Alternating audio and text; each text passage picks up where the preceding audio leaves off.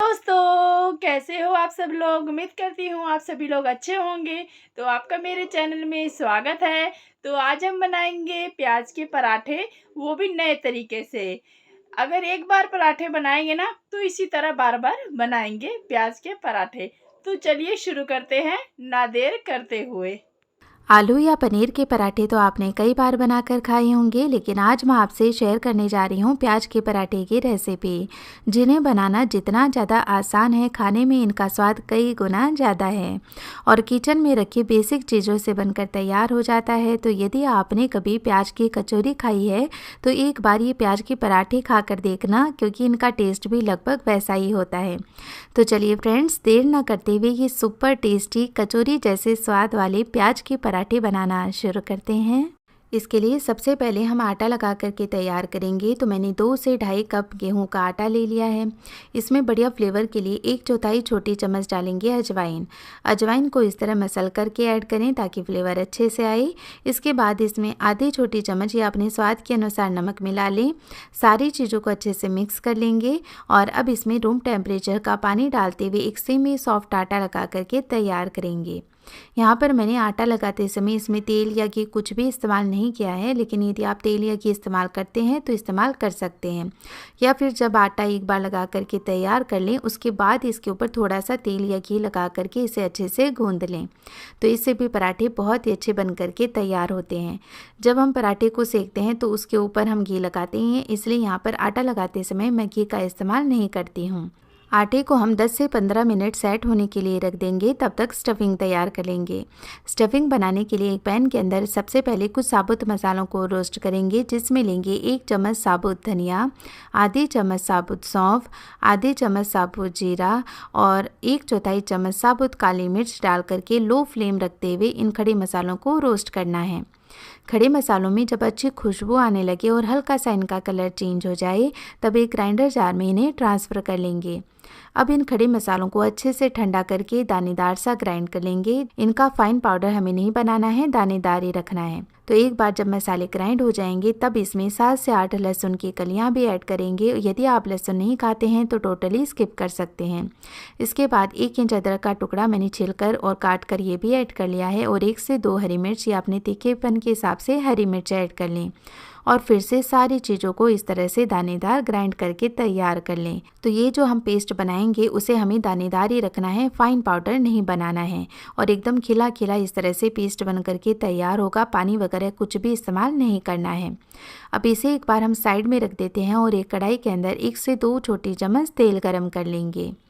तेल के गर्म होते इसके अंदर सबसे पहले 1 चुटकी हींग डालकर इसे पका लेंगे और जब हींग पक जाएगी तो जो हमने पेस्ट बना करके रखा है वो डाल करके इसे कुछ सेकंड के लिए और पका लेंगे, ताकि जो हमने लहसुन, हरी मिर्च, अदरक वगैरह इस्तेमाल किए हैं उनका कच्चापन भी निकल जाए।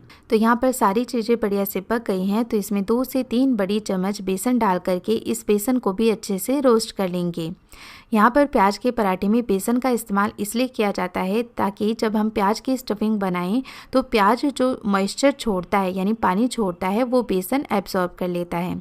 इससे जो स्टफिंग होगी वो बिल्कुल भी गीली नहीं होगी, साथ ही टेस्ट भी बहुत बढ़िया आता है और जो प्याज की स्टफिंग होती है वो बेसन के कारण आपस में बाइंड भी हो जाती है।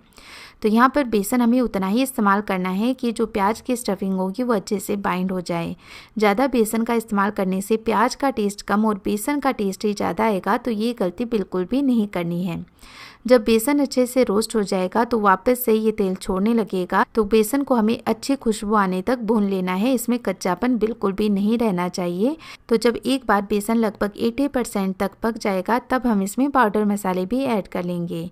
तो पाउडर मसालों में लेंगे 1 चम्मच धनिया पाउडर, आधी चम्मच लाल मिर्च का पाउडर, 1/4 चम्मच हल्दी पाउडर और 1 छोटी चम्मच डाला है मैंने कसूरी मेथी। इससे स्टफिंग का टेस्ट कमाल का आएगा। अब इन पाउडर मसालों को भी हम बेसन के साथ रोस्ट कर लेंगे। जब बेसन अच्छे से पक जाएगा तो देखिए इसमें से झाग निकलना बंद हो गए हैं और बढ़िया खुशबू इसमें से आने लगी है। तो अब हम क्या करेंगे, इसमें डालेंगे प्याज, क्योंकि हमें बेसन को बहुत ज़्यादा ओवर कुक नहीं करना है। अभी लगभग ये थोड़ा और पकेगा प्याज के साथ।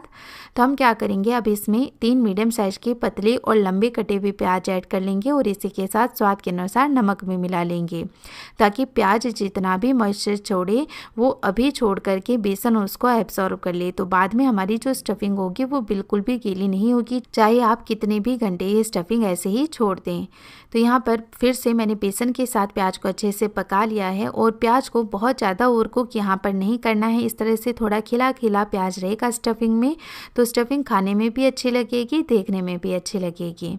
यहाँ पर देखिए सारी स्टफिंग ऑलमोस्ट पक गई है। तो इस स्टेज पर हम इसमें 1 चम्मच अमचूर का पाउडर या फिर नींबू का रस आप डाल सकते हैं। ये डाल करके फिर से स्टफिंग में अच्छे से मिला लेंगे।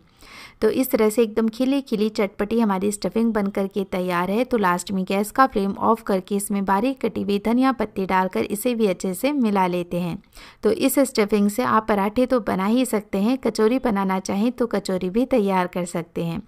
स्टफिंग अच्छे से ठंडी हो जाए, इसके लिए एक मिक्सिंग बोल के अंदर मैं इसे ट्रांसफ़र कर लेती हूँ। और जब स्टफिंग अच्छे से ठंडी हो जाएगी तभी हम पराठे में ये भरेंगे, गर्म स्टफिंग पराठे में नहीं डालनी है। तो यहाँ पर आटा भी हमारा बढ़िया सेट हो चुका है और यहाँ पर आटा भी बढ़िया से सेट हो चुका है। तो इसमें से अब एक लोई तोड़ लेंगे। मीडियम साइज़ की मैंने लोई ली है, ज़्यादा बड़ी भी नहीं लेंगे और बहुत ज़्यादा छोटी भी नहीं लेंगे, यानी कि आप किस साइज़ के पराठे बनाते हैं ना उस साइज़ की आप लोई तोड़ लें।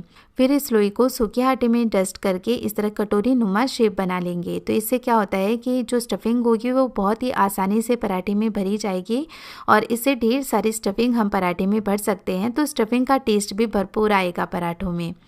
अब क्या करेंगे, जो किनारे हम मोटे रखते हैं ना उसे इस तरह से ऊपर की ओर पतला करते हुए ले आएंगे। तो पराठा कहीं से ऐसा नहीं होगा कि कहीं से मोटा है कहीं से पतला है, स्टफिंग कहीं कम है कहीं ज़्यादा है। इस तरह से बहुत ही अच्छे से स्टफिंग हम पराठे में भर सकते हैं और सारी स्टफिंग पराठे में एक समान फैल जाती है। अब देखिए लगभग 3-4 चम्मच जितनी अच्छे से स्टफिंग इसमें आ जाती है मैं उतनी स्टफिंग भर लूँगी। पराठे फूले या नहीं फूले इससे मुझे कोई फ़र्क नहीं पड़ता है। मुझे तो पराठे में जो टेस्ट आता है ना स्टफिंग का वो भरपूर होना चाहिए, इसलिए मैं भर भर के स्टफिंग कोई भी पराठे बनाऊँ डालती हूँ। तो अच्छे से मैंने स्टफिंग इसमें डाल दी है और इसमें क्योंकि हमने एक्स्ट्रा आटा नहीं लिया था तो धीरे धीरे करके वो आटा भी हमने इसी में मिक्स कर लिया है। इससे पराठे बिल्कुल भी फटते नहीं हैं। अब हम क्या करेंगे, इस लोई को एक चकले पर रखेंगे और इस तरह उंगलियों की सहायता से प्रेस करते हुए इसे थोड़ा सा फैला लेंगे। तो इससे क्या होगा कि जब हम तुरंत से बेलन चलाते हैं ना तो स्टफिंग कहीं से निकल सकती है, लेकिन थोड़ा सा हाथों से फैला करके फिर हल्के हाथों से इसके ऊपर बेलन चलाएं तो स्टफिंग बिल्कुल भी बाहर नहीं निकलेगी। और जब इसे आधा बेल लें तब इसके ऊपर थोड़े से कलौंजी और तिल इस तरह स्प्रिंकल कर लें। चकले पर स्प्रिंकल करके ऊपर से ये जो हमने पराठा बेला है ना उसे प्रेस करते हुए बेल लें। तो क्या होगा कि बहुत ही अच्छे से ये इसके ऊपर चिपक जाएंगे और सेकते समय बिल्कुल भी इसमें से बाहर नहीं आएंगे। तो इससे पराठे का टेस्ट बहुत ही ज़्यादा बढ़िया आता है। आप एक बार इस तरह से कोई भी पराठे बनाएं लगा करके ज़रूर देखना। तो अब साइड में मैंने तवा भी गर्म होने के लिए चढ़ा दिया था। अब पराठे को सेक लेंगे। जब आप पराठे बना रहे हो ना तो गैस का फ्लेम हाई रखें, यानी तवा अच्छा गर्म रखें, क्योंकि इससे पराठे होते हैं ना वो हार्ड नहीं होते हैं, अच्छे सॉफ्ट बने रहते हैं। पहले हम पराठे को दोनों ओर से बिना घी और तेल लगाए सेकेंगे और फिर एक बार थोड़ा थोड़ा इसे सेक करके दोनों तरफ थोड़ा थोड़ा घी या तेल जो भी आपको पसंद हो वो लगा करके सेक लें। तो इस तरह से जब एक पराठा आप तवे पर सेक रहे हो तो ये धीरे धीरे सिकता रहेगा, तब तक साइड में दूसरा पराठा भर करके भी तैयार कर लें। क्योंकि जब तवे पर एक बार घी या तेल हम लगा देते हैं और पराठे को उस पर हटाते हैं और दूसरा पराठा तुरंत नहीं डालते हैं तो पराठे के ऊपर जो तेल या घी लगा होता है वो धुआं बन के उड़ने लगता है, तवा भी खराब हो जाता है और वो हमारी सेहत के लिए भी अच्छा नहीं होता है। तो बीच में हमें इतना टाइम मिल जाता है पराठे को सेकते समय कि हम दूसरा पराठा बना करके तैयार कर लें, तो इससे हमारा समय भी बचता है। और ये लीजिए कितने सुंदर लाल लाल पराठे बन करके तैयार हुए हैं। और अब मैं दिखाती हूँ आपको इन पराठों का टेक्सचर। देखिए ये अभी भी कितने ज़्यादा सॉफ्ट बने हुए हैं जबकि ये अच्छे से ठंडे हो चुके हैं। तो इस तरह से जब हम पराठे सेकते हैं तो ये लंबे समय तक ऐसे ही सॉफ्ट बने रहते हैं, बिल्कुल भी हार्ड नहीं होते हैं। और अंदर की स्टफिंग आप देख ही सकते हैं कितनी ज़्यादा कमाल की लग रही है। तो फ्रेंड्स मेरी आपसे रिक्वेस्ट है आप भी ज़रूर से एक बार ये प्याज के पराठे बनाएं, आपको बहुत पसंद आएंगे। नए तरीके से प्याज के पराठे बनकर हो गए हैं तैयार। अगर आप एक बार खाएँगे ना मेरे तरीके से बनाए हुए पराठे, तो आप लोग और कई पराठा छोड़कर ये बार-बार प्याज के पराठे बनाएँगे, वो भी मेरे ही तरीके से। अगर आप भी बनाना चाहते हैं प्याज के पराठे, तो मेरे ही तरीके से बनाइए और खाकर देखिएगा, बहुत ही ज़्यादा स्वादिष्ट लगेगा।